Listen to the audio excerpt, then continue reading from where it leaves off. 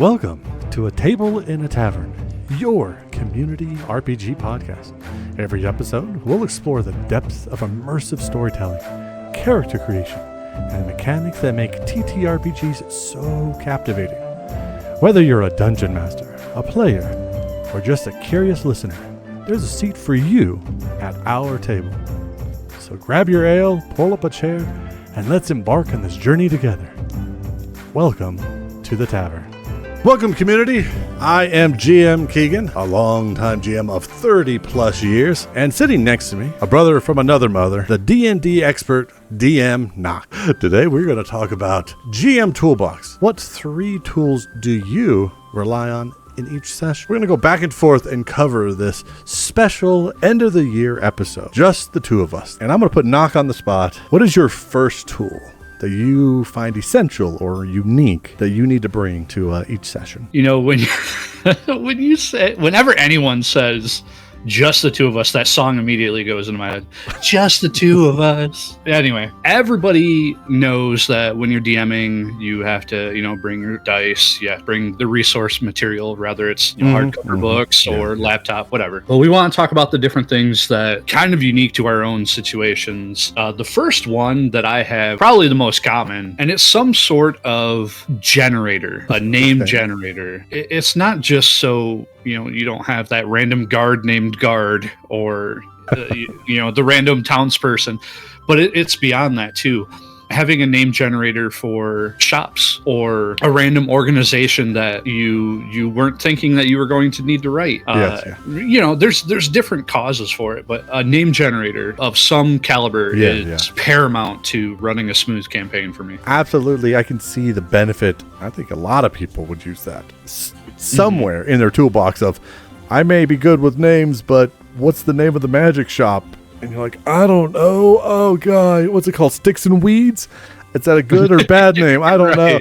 Well, having a generator, at least you can have something evocative pop in your head and run with it, which is, I think, a really great idea. Instantly spark my imagination of, I'm inspired instantly. I now have a personality off of this name because that's interesting. Okay, I didn't have it before, but now I do. And it's the flow of the game, right? They come into a new town. This isn't a town that the adventurers are normally at, so they want to explore. You can go to the tavern, the alchemist shop. There's an enchanter over there. Oh, what's the enchanter's shop called? And you're just sitting here. Yeah, exactly. So being able to just flip through, generate those on the spot keeps the game moving, and it keeps that immersion alive for them. It doesn't pause. There's something incredible about being able to take that situation, and it's impressive to them. They have some level of expectation that you're going to have these character names or these shop names. Then you just command the respect of the table. He had that the whole time planned out. This GM's amazing. He knew there was this alchemist named Billy Jane. Wow. See, Billy Jane, perfect example. Not why I need a generator, because that's a terrible name. Billy Jane, the alchemist. Knowing some players, they might be like, that's our favorite alchemist. Yeah, some of them would be like that, yeah. What about you? What's the first one you're bringing to the table? Okay, so I'm starting off a little out there, I guess, and that's music. Oh. For me, in my situation, I'm an online GM. Because of that, I'm always trying to increase the atmosphere and evoke a certain kind of immersion and imagination. Sure. And grab people from wherever they are in their rooms and their lives, just suck them into the screen a little bit more. Music is such a powerful tool because many times they kind of have that little ambiance of walking to the town. They're like, oh, that's nice. They have a certain feeling. So I'm like, I evoke a feeling with music. That's a valuable tool as a GM. I evoked an emotion. Great. And then all of a sudden it changes a little bit and they're like, what the hell is going on? Don't go through that door. The music changed. Something bad is coming. And I'm like, that's a great tool. I said nothing. I showed nothing. Nothing was displayed. They're just talking. It's their imaginations. Yeah, the PCs are going back and forth, and all of a sudden the music changes a little bit, and one of them notices. The new music kicks in. What's happening, guys? This is not good. We need to be careful. That's actually a really brilliant point because music is informational, right? Yes, yeah. You brought up the idea of, okay, they're walking into a town. You got this kind of ambiance going. Well, what if the music was more like a fair or festival? Yeah. Now they know something is happening in town center. Or maybe if you're getting crafty, you can layer your sounds. So you could have town fair, but you can layer some angry voices over top of it. And now suddenly, if your players are keen and listening to it for clues, they're going to know, okay, there's something going on. We have to figure out what that is. Or to the point that you alluded to, you got this kind of mysterious cavern music going. Cavern, not tavern, like they're delving. And then they kick open that door and you switch over to the boss tune and they're like, oh crap. Instantly before any other information, just like you said, they know something just happened. Everybody be on your guard. They're throwing knives, casting fireball before I even ask, what do you do or what's going on or anything. They're like, I don't know, it's just darkness. I attack it. That's all I want to do because the music's changed. I'm scared right now. So it is a combination of, like you said, it invokes feelings, right? Like you can get music that tenses people up. Yes. But you can use it as information for your players too. That's really good. I like that. Just a little side note. I organize my music to certain feelings. So I will have tension or sadness or joy. And then when those pop up, it's really kind of, I can follow even and enhance a person's role-playing music. I had this sad piano one during a sad scene and everybody got quiet as one person started to really get into their role playing. So it really can be a motivator to players as well. What's another tool that's in the DM Knock toolbox? All right, so I tend to do long campaigns for my games. So epic sagas, so I absolutely need a campaign tracker. Okay. My campaign tracker is, everyone has one, I think. If not, you should. And it's always going to be unique and tailored to your campaign, right? So mine will have NPC names and notes. Some of the notes that I'll have on there would just be like, what kind of voice did I use for this NPC? Okay. Yeah. Or where did they find them? What information do the players know, and then what information do I know? Like, is this a secret bad guy that's kind of infiltrating and earning their trust, or is it just a nobody? PC notes, that for me is how I am tracking their story arcs, or if I find something that they did that maybe the other adventurers don't know about, it might come back to haunt them. Classically, what I love doing in one of my first couple of chapters in a campaign is taking inspiration from a game called Chrono Trigger. Okay. Yeah. So I take what they do and how they socially interact with people, and I will twist it as a lawyer would and put them into a court situation where they have to defend their actions to the people. And it might be, like they went to Farmer John's. Oh, I should have used a name generator. They went to Farmer John's to go help him out, but they accidentally killed 2 goats. Now John's pissed because that's his livestock, right? And so he adds that to the accused. The long list of bad things that they did. So you're tracking the player's deeds, yes, good or ill.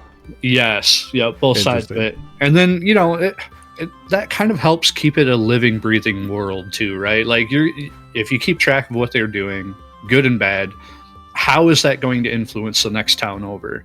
Is it something that was big? If it was small, it might not leave the little town. It is what it is. But if it was something that might affect a couple towns down the road, or someone else's way of life that has high influence, that's something that they might have to come back and reintroduce to the story, and they have to answer for it somehow.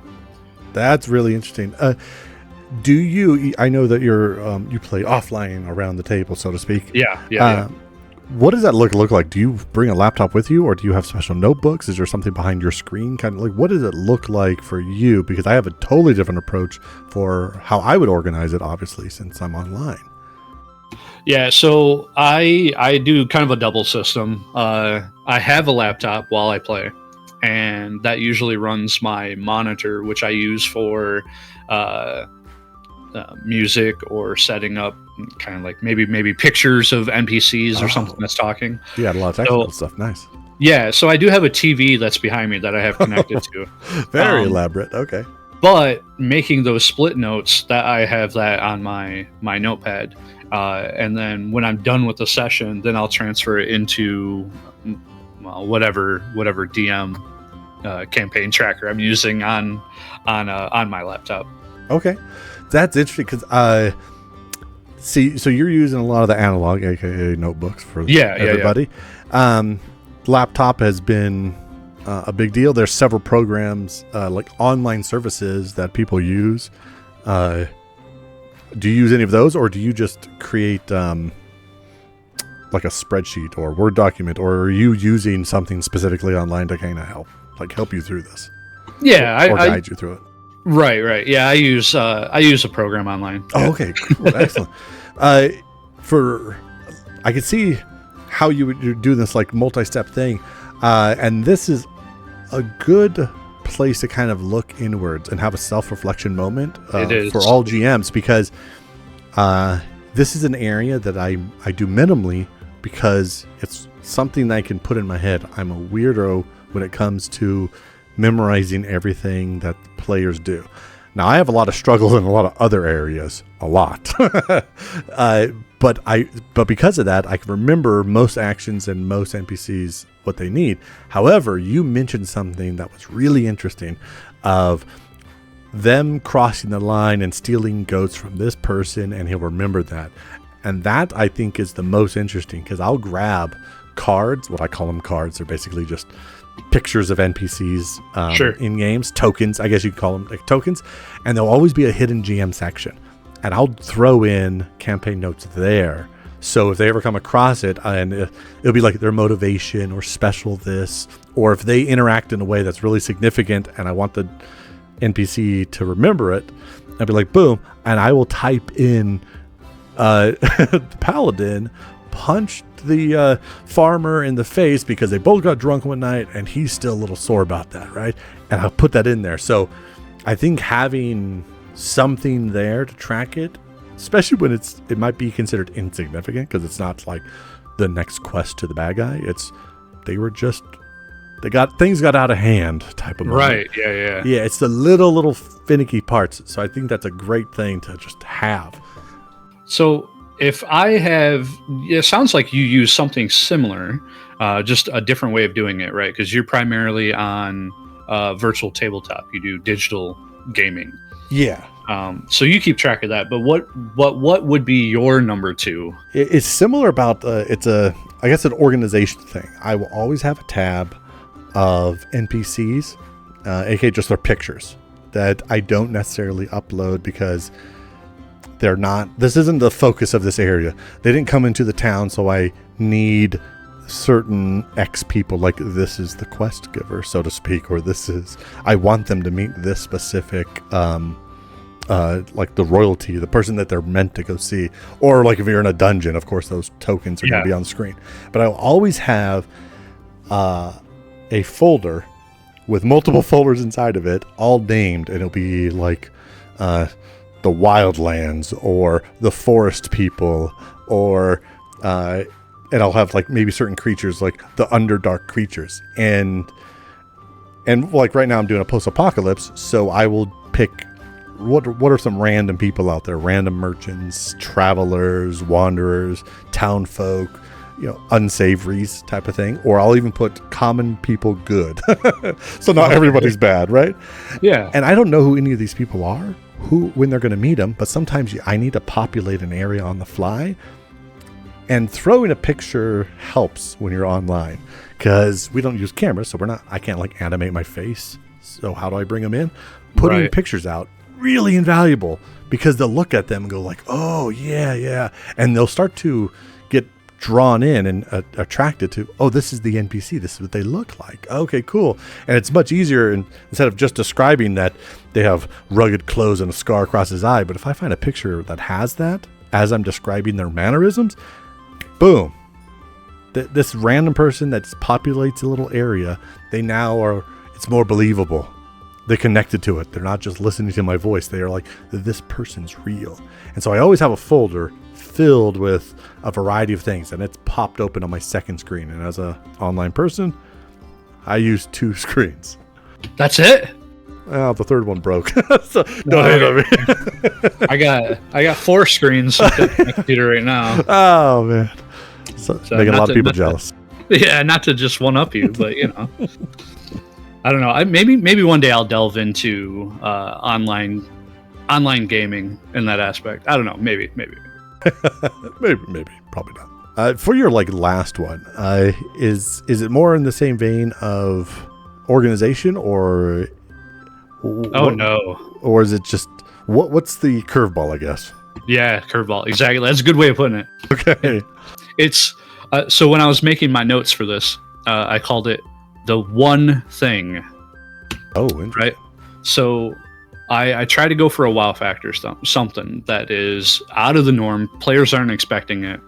I had mentioned this in a different podcast that we've done, a different episode we've done, and that is quite simply just putting a prop out there that they aren't expecting. Props. Okay. Yeah. Something that you can't do on virtual tabletop, but in the face of your players, all surrounded at a table, when you can create a little puzzle or even a piece of a puzzle, some sort of mystery that they can physically hold, that is so invaluable in any aspect of storytelling that you can create. The questions that go through their mind: what is this for? Whose is this? What do I do with this? Where did it come from? And being able to just watch them mull it over. And sometimes we've even taken breaks and they're just literally looking at this thing like, what do we do? Scratching their heads. And I'm sitting here like, you won't know for like 6 more sessions, bro. just hang on to it. It's fine. But that is it. It's the one thing, that one item, the MacGuffin or the puzzle, or the mysterious note, something that is physical and at the table. And since I missed that, I was like, how do I translate that into a game? And a couple times I got successful because I was like, I'm racking my brain. What can you do? What can I translate? And so the things that I've been able to do are, I got a simple thing where it's a picture, and then I went into Paint and just cut little cross sections and separated them, and then each of those sections it sounds like a lot of work, but basically I took each little section of Paint and then you just put it in whatever VTT you're using, and it just creates like a little token, an image. Oh, okay. And then I just put that on the screen and say that it's in this stone fixture, and I kind of put them like in a little square, but it's all jumbled. And they had to move it to make it's really simple. You could look at the picture and there's 8 pieces to it. You shift them around. Really simple, right? But the catch was every time it moved, a chain would drop a little lower. And basically, if they couldn't figure it out in a certain number of moves, the trap would trigger. And so by doing that, they all their mouse were just moving all over the screen. Like, oh, no, hold on. And they got what I would almost call physically involved, in a sense, of them each figuring out and trying to figure out where the next piece needed to move. And now, granted, you can't put it in their hands, but I thought that was a really connective moment because they all almost you could feel them lean closer to the screen. Yeah. And their mice were kind of grabbing, no, don't move that one. If we move it, the chain's going to go down again. And we only got so many. And they started getting nervous. They had no idea what was going to happen. But I thought that was a nice... You only could do it so often, and that was one way that I was able to bring in the prop factor into an online game. That's really clever. That's a good way of doing it. I like that. What is your third one? It's got to be what's your curveball? Okay, so I typed up wild cards, and what this is for me in my brain is I always have. I'm always tooling around of what would be interesting, but it doesn't need to be a full quest. It doesn't need to be a main focus. It doesn't need to be the big thing happening at a location. But I feel that if I focus too much on trying to plan everything out, it starts to feel dry and empty and hollow. So I need something to kind of inspire me mid-session. sometimes. When things I feel kind of get dry or low, or the energy, or maybe the pacing, or people's focus is drifting for a moment, I bring out wild cards. And wild cards are random events that are specific to a location. I just have a couple little things of small, like shrunken horse in meadow. And they were like, well, this isn't any part of the game. Why is there a horse here? Or a person that steals coins from you and replaces it with more valuable coins. And you're like, what is going on? It becomes a mystery, random. It's not a big focus. And then they think something just happened. Why did we have silver in our little pouch? And the next day, it says they were stolen. It's like, thank you for the gifts. And there's like a little note in there, but now there's gold pieces. It's like weird little things that kind of happen. Now, the biggest one I've heard is like just make something explode. I think it's a little too cliche, having that explosion moment. So I like to have something that they can engage with or not engage with. So just real quick, I want to ask, so these wild cards, are they not plot driven things? Like they're just random events that can happen? Yeah, because sometimes you can have affairs going on, or the blacksmith shop explodes. You could have these things, but I feel like sometimes those are too big. I like to have a personal moment somewhere, wherever it is. They're walking through the snow for days. They haven't seen people. And then all of a sudden, just seeing a snowman. And they're like, yeah, I'm like, and you come upon this little silhouette. You could barely see it as the snow's following. And as they get closer and closer, as they inch closer and closer to it, you eventually describe there's a little carrot sticking out of what looks like to be the nose of a snowman. And then they're like, is it animated? Is this a trap? What's going on? And it's just a moment. Someone made that. What happened? Yeah. And honestly, the story is just them engaging with something, or them just going, there's no way we're getting near that. And then they spend a few moments keeping an eye, getting nervous, and building up a story in their own heads. And that's kind of what I want to do. I want to let them kind of be present as if this world is real, and now they're just reacting to what is going on. Why is this here? What are we doing? It could be a stranger. It could be a strange thing. It could just be something that's just in a moment that kind of like snaps everybody back, gets them immersed instantly. I don't do it all the time, and they're usually, as I'm mentioning, some very possibly strange moments, right? But I just want to grab them real quick, and I kind of flick that out there and hand it to them. So I always have these on the side, little back burner wild cards, I call them. I like that. That's actually really cool to have non-plot driven devices, I guess. Yeah, just that's why you could put it. Just something a little bit weird and quirky, and it's a good way to pull them out of a rut, because sometimes players they'll put blinders on. They're not thinking, or sometimes you get players that just it's easier for me to tell because I get to see their faces, but they might just be distracted, or maybe they're not having a good time that day. And when you could throw something in like that can just spark them, grab their attention real quick, that's actually a really useful tool. One last one, only because it happened recently, was there'd be a ring on the ground. If you're doing 4, I'm doing 4. No, it's actually just an extension, but I would do a fourth one. The extension of the wild card is you put a ring on the ground. That could be a greedy moment of like, do I pick up the gold ring? Or people like, don't put it on because it's cursed. But then if they look at it on the inside, it would be like, to my true love. And then what you do as a GM, that's all you do. And if some other day you're like, it would be really interesting if that ring was connected to an NPC. And then you can just connect. Right. You can connect these moments. That what was he called? That snowman guy. Maybe when you get to a town, you're like, what would be interesting?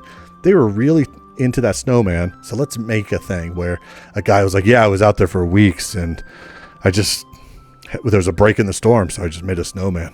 And you could just hear it in the tavern and overhear a conversation, be like, oh, we saw that snowman, yeah, that was that thing. Or a ring, that belonged to somebody, that's a story. And so you can you can shape it into a side quest if you wanted. If you want. And there's no And to me, it's a really good moment because we always have 1,000 ideas as GMs. But we can't put them all in it. So having these little nuggets of wild cards, to me, I think is a really good outlet. So what's your fourth one? Your special bonus one. 3 plus a bonus. Keegan, you've known me long enough now. I don't half-ass anything. I whole-ass everything. So the bonus one is my XP tool. So I don't give out XP normally. I mean, they get XP, but it's not in the normal way, I guess. Right, because traditionally you get, like, how do characters develop, right? They'll either earn XP through battles or deeds, or milestones, right? Yeah, you get to a certain point in the story, and you're like, hey, everyone levels up. Yeah. So the way I do XP is through recap. So at the end of the session, at the end of the night, I will have players do a recap, chronological order, and every little thing that they note, with an exception of monsters that they kill, those are static. Everything else is dynamic. I add XP to the total, and I keep adding and I keep adding, and then eventually we get to the end of the session, and I'll split that up and give it out. Now, if players forget or they go out of order, they don't get that XP for that. I do this because it makes my players pay attention. They don't look at their phone anymore. They don't look on their laptop unless they want to, or unless they're looking at some character thing or something like that. They are engaged and they are taking notes, and it is insane how well some of them will remember the little nuances that other players don't. And it's a good way too for a DM to look at it and go, okay, well, what truly mattered to that player? Because that player said they picked a lock. No one else gave a crap that player did that, right? But to that person, that was a big deal, and that was a crowning moment for that session for that person. So they get to shine. They get to talk about that. Wow, nice. And then you can use that again as a DM for future writing sessions to kind of go, okay, he wants to play this way. Like, that's how he wants to guide his character. That's awesome. Now I have some sort of formula that I can help facilitate that with. That goes right into my last bonus one really easily. We talked about having a lot of things at our disposal, and I think one thing you can do, no matter if it's online, offline, no matter your skill, no matter your budget of how many minis you have and so forth, one thing that I use over and over as a must-have in my toolbox is listening. And when I listen to them, I'm learning what's the most interesting thing. Are they like building out and fleshing out the idea I have? I have this character or this idea or this situation or a plot or whatever it is, if it's a scenario, whatever kind of game I'm running, listening to them, like really listening, not just making sure I'm juggling all the little ups and downs we have as a GM, but listening to them and going, that is a really good idea. How do I keep building off of that? And then, because I can do my prep, and that is my creative moment. I'm being creative, but listening helps me be creative in the moment of the game to kind of expand on what they're doing. And I feel it gives a richer experience because I'm almost like an echoing back to them. I'm mimicking back, or not mimicking, I'm saying back to what they're interested in or focusing on, or their ideas of a situation. And I'm like, that's fine. I had 80% of the situation kind of rounded out, and now they brought a really interesting idea that fits with what I already had set up. So I don't think it's some people I've heard that they're like, well, you should have it planned out to the T. No exception. And I'm like, I think that's too rigid. And for me, the listening is a tool that allows me to be flexible and to have a dynamic, almost unconscious back and forth. Or they don't know that I'm doing this back and forth because I don't do it every time. But they say things at least a couple times each session that really spark me and go, that? Cool. that kind of changed what I'm going to do, and that's okay because it doesn't break anything. I'm not destroying what they don't know, right? I'm just tweaking it a little bit. It's like changing the roof from a red roof to a blue roof. Who cares? They don't know yet. But I think their idea is better, so let's roll with that. That's that improv moment. People say improv is amazing. Well, listen to your players for a source of inspiration. They will give you a lot that will inspire you. It's funny that you say that because literally every session that I've ever had, they will start talking about, like my players will go back and forth about, oh man, what if it's this? What if it's that? What if it, like they're doing their speculation. They're trying to figure a puzzle out or whatever the case, right? Mm-hmm. And it without fail, every time they'll start getting a little bit crazier, almost to jumping the shark, right? And then one of them will say, stop, you're giving the DM ideas. Yeah, it could. I understand it could be used as like, oh no, you're giving them ideas to hurt us. But it's also, at least the other way, the positive way, the toolbox way. Right. Yes, you could totally use it to hurt them. But you also can use it to be like, look how this is something that's interesting. Yes, you can enrich them. They want this thing that was supposed to be a throwaway or a lesser thing you did not have planned to be greater, and that's okay. You can do your prep during the game if you just improvise with what the players are doing. That's okay. Yeah, absolutely. I think that's a great tool. That's it gives them acknowledgement and validation towards playing, to joining you at the table. And honestly, what if a player's not being seen or heard, then what are they doing there, right? So it's good to have that. And I think you're right. That's probably one of the more powerful tools that any DM can bring to the table.